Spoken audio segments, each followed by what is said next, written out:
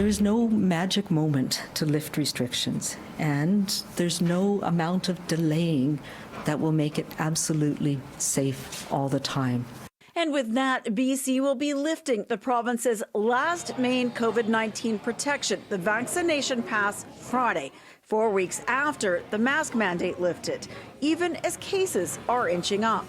The black dots on this latest modeling show cases coming down, but the colored lines showing what could be ahead. Green if contacts increase 10% from now, blue a 20% increase. COVID-19 transmission continues, but at a much lower level and with a much higher level of community protection right now. Protection from both high levels of vaccination and recent data showing at least 50% of BC's population has recently had the virus. And now the province starting to boost protection with fourth shots or second boosters for the most vulnerable. Eligible for fourth doses are long-term care and assisted living residents, anyone 70 and older, Indigenous people 55 and older, and people deemed clinically extremely vulnerable. But that's it for fourth doses, reassessing in the future what those under 70 will need and when. It could be that we'll need maybe an annual booster. Maybe it will just be for people who are most at risk.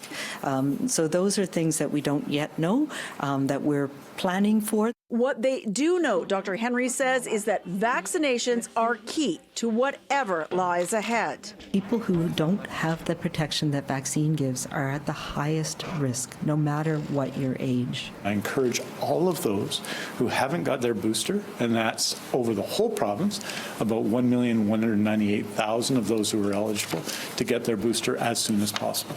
He's also asking people to pick up rapid tests. Starting next week, the province is dropping the requirement to show an MSP card to pick up a box at a pharmacy or limiting how often you can get a box. We'll simply distribute them. It saves pharmacy costs, it saves us costs, and it reflects the numbers of rapid tests we have. BC now has tens of millions of rapid tests to use at home.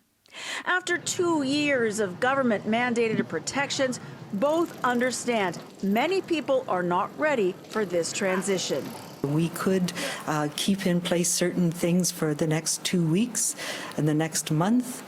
There still will be no zero risk when we remove those. And removing legally required protection, she says, does not remove the need for people to do what works. It's not all or nothing. We need to learn to live with COVID-19 better to make sure that we continue our good habits that protect us, our family, and our community. In Victoria, Liza Yuzda, City News.